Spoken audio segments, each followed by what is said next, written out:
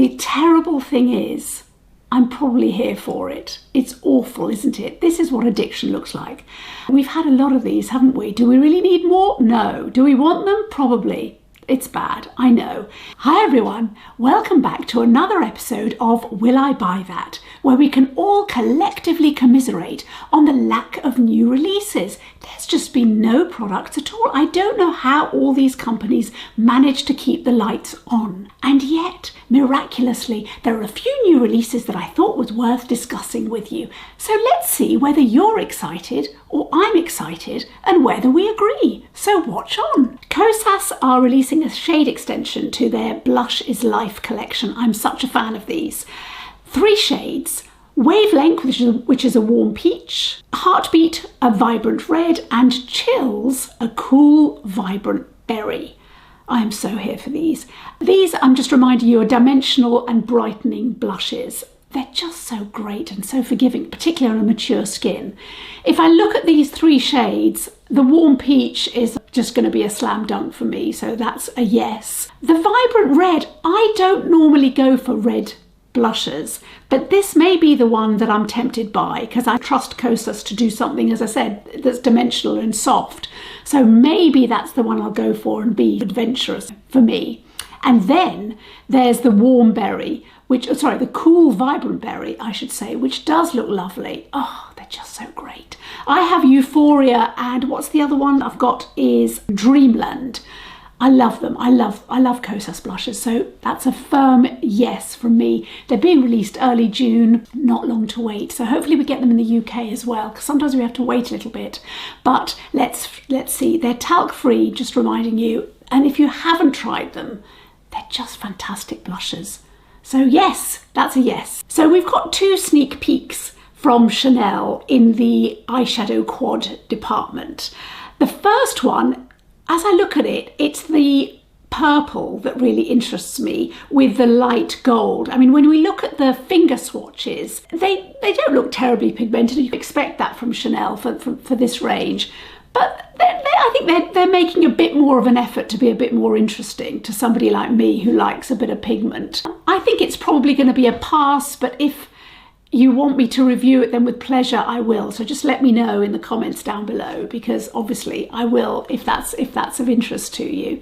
The other one is actually more of interest to me personally, because the shades are particularly of interest. Now, they look, I don't know, look, they've been photographed and filmed in low light, so they look even more sparkly. But there's a lot of sparkle there, isn't there? I wouldn't say there's so much the pigment, but there's definitely that glint that I really enjoy. And they look quite soft. Now, it looks to me, this has been an Asian leak, as it were. So the person who has kindly swatched these for us is obviously quite fair, but I'm still interested. So I don't know. Again, let me know down below. Is this something that you would like me to review if I could get my sticky little paws on it? It does look rather intriguing, and it looks like a very interesting colour story. So let me know if you want me to review this, because I absolutely will. So hot on the heels of the Dior releases, we've got glow sticks from Charlotte Tilbury. Who knew? And looks like we've got some cheeky little lip glosses as well. So let's look at the glow sticks. She's not calling them glow sticks. I don't really know what she's calling them, but they're certainly blush, and there's probably going to be a bit of glow, isn't there? Because if you look at the marketing, it looks like there's going to be a bit of glow. The terrible thing is, I'm probably here for it. It's awful, isn't it? This is what addiction looks like. We've had a lot of these, haven't we? Do we really need more? No. Do we want them? Probably. It's bad, I know. There's one colour that I am interested in, and it's the one in this picture, which is the bottom right, which is a nudie pinky brownie. I am interested in that. I would like to look at that and see what it looks like. The one thing I will say about Charlotte Tilbury is she's really happy to provide enough pigment for everybody. I think that's my sense of it. So I want to support that. I really do. This is going to be my charitable act for the year. In terms of the lip glosses, they'd have to be pretty special to really, really tempt me, because we've got an awful lot of lip glosses, and like a lot of people, I don't tend to go through what I buy. But again, is this something that you're interested in? It looks like she's made more of an effort with the packaging, actually, than Dior had done, because it looks like they're a bit more, I was going to say colour, well, they're colour-coded, but they've also got their own separate design. We can see that one there with the cherries. So that probably might be fun, but it depends what the price point is, because Dior was pretty expensive, and I would imagine these are hardly going to be budget. But I want to know what you think. Let me know. And now some newness from Dior. We've got two new powders, one with a shimmer finish and one that's matte. I'm not interested in more powders. I've got lots of powders now that I'm really delighted with, and I don't need to add them. Plus, there's always a shade issue with Dior, and it just puts me in a bad mood, and it makes me frown, and I don't need more lines. There are, however, new blushes, and I think it's literally been 4 days since I last took receipt from blushes from Dior. But these might be quite interesting. Now, they're cream blushes. They are soft filter. They're going to be called the Dior Skin Forever Blush Soft Filter, and there's 5 shades, which do look rather nice and soft. You can see them there in the swatches. I mean, I don't need more blusher in my life. I do like the YSL liquid blushes, so I don't know how these would compare. The colours look nice, but they do look a little bit too fair skin friendly for my medium tan skin. So probably great if you've got fair skin, not so good if you're like me, or definitely deeper. So yeah, it's probably going to be a no. I'll happily review them, but it's not something I'm going to be using. So yeah, I might buy 1 or 2 for the channel here. I might buy more if you say you want to see them yourselves, but it's not really something that's going to be appropriate. And I think I'm probably going to be moaning about the lack of pigmentation. Now, NARS has got a couple of ranges out. The first are some highlighters. I'm quite interested in these. I'm interested in the sense that I have got lots of highlighters. I don't need any more highlighters. But there is one colour here that I really like, and it's the one at the top of the picture, which is peachy pinky. I would be interested in looking at that and seeing quite how pinky it is. But they do look like nice colours. They don't look particularly inclusive.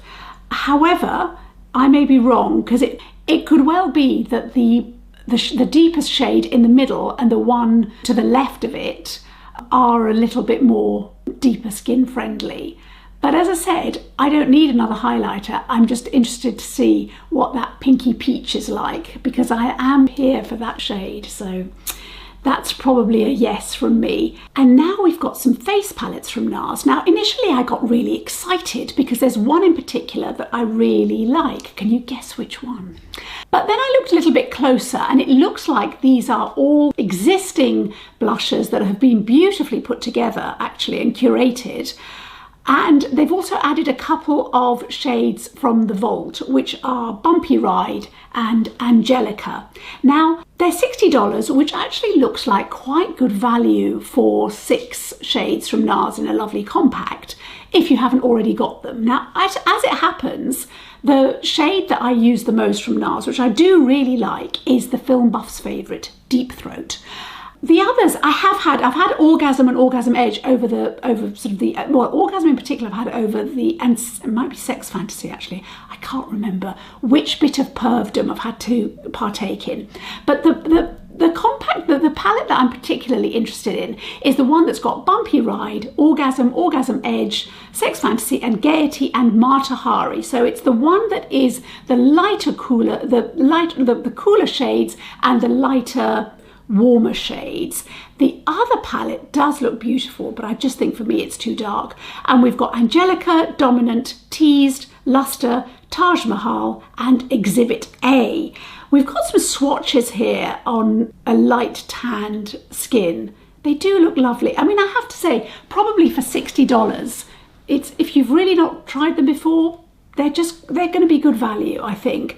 And from my part, if I could get them on a discount on like 20%, 25%, something like that, then I think I'd probably be tempted by the, as I said, the lighter of the two. But it is interesting, isn't it? They're not coming out with anything new, which is it's a shame, really. On the one hand, it's confidence in their product. On the other hand, we're not getting anything new this time from NARS. And now onto some thrilling newness from Suqqu. These single eyeshadows have so got my name on them. They really have. I just love them. There's also, it looks like there's also some new lipsticks. These are for fall 2025. And I don't know whether those are highlighters or whether those are blushers or not. I don't know. It's been a while since I had a blusher from Suqqu. That was actually pre-COVID. I think it was like 2018 or 2019 when I had some blushes from them. So maybe now is the time, I don't know. But it is the single eyeshadows that have got my name written on them. I mean, if I look at these shades, we've got the swatches as well, admittedly on very fair skin, so it's worth bearing in mind. But look at that metallic minty shade and the metallic lavender shade. They're just lovely. And then we've got some lovely neutrals, but that still have got dimension. That's what I love about Suqqu. They're so good at doing this. They're dimensional without too much shimmer necessarily, but you just get that really lovely patina on the eyelid, really flattering and soft and so mature skin friendly. I am so here for it. But look at that, there's a deeper lavender, and then there's this color here, which is called Sumi Sakura, which just is a lovely, soft, pinky peach, I would say. Again, with a soft metallic sheen to it. And then we've got these cooler shades, which just look lovely. A soft peach, soft beiges, just honestly, I already can't get that. Roll on fall and autumn, just roll on. I'm ready for it. Let's skip summer. I mean, in this country, in the UK, it looks like we've already had our summer. So I may as well go straight to fall and start wearing my bobble hat. And I think my bobble hat is beige with a few flecks of lavender, go really well with these eyeshadows. So I feel they're made for me. Really lovely. Let me know. Are you interested? And would you like me to review any of these? And which are you interested in? Because I'd rather review stuff that you're particularly interested in. So let me know. Oh, I've just seen a lovely pink as well. It is too good. I'm going to have to stop because it's just going to get very boring, and I apologise. And finally, a little bit of Tom Ford newness. Kicking off with Black Orchid Reserve Duo, which looks like a bottle of Black Orchid, which I really enjoy, particularly in winter. I'm not always in the mood for it by any means, but if you don't know, it's an extremely sensual and, in my opinion, sexy fragrance, which is quite spicy, it's dark, it's very rich. And that's why for me, I've got to be in the mood for it, because generally I'm a light floral fragrance person, but I do like it. And this is why I was interested in it, because it comes with this lovely blusher. So I am interested in having a look at it. I don't need any more Black Orchid, but I am interested in seeing this duo, looking at the blusher and actually seeing how new it actually is. So that is of interest for me to look at. The other thing that is of interest is this lip product. Now, they are, if I look at it now, these are new shades. It's a shade extension, but there are a couple of shades that I am interested in. So there's 4 of them. There's Casablanca, which is a pink. There's orange, which the orange is called All Access. Okay. There's West Coast, which is a cocoa brown. And then there's East Coast, which is a metallic, coming to the US in July. So hopefully we get them soon as well. Now, if I look at the pictures, all 4 of these shades look sufficiently different from each other. And actually, if we look at the hand swatch, they look sufficiently different. The 2 pinks are probably the ones that I'm most interested in. Yeah, they're the ones that actually I looked at and just thought I would definitely like to try those. However, it does seem that when we look at the lip swatches, they don't look as different from each other as they do on the hand swatches. So maybe we have to go in store, although it could also be lighting as well, and maybe the young woman has used some lip liner that's coloured things differently. But I am interested. The 2 pinks are of interest, but let me know. Are you a Tom Ford fan, or do you rather feel that they're somewhat overpriced for what they are? Let me know down below. I love hearing your comments. I will see you down in the comments down below. I will be reading and responding, so do let me know. Thank you so much for watching. Please subscribe and give me a thumbs up, and I will see you in the next video. Bye.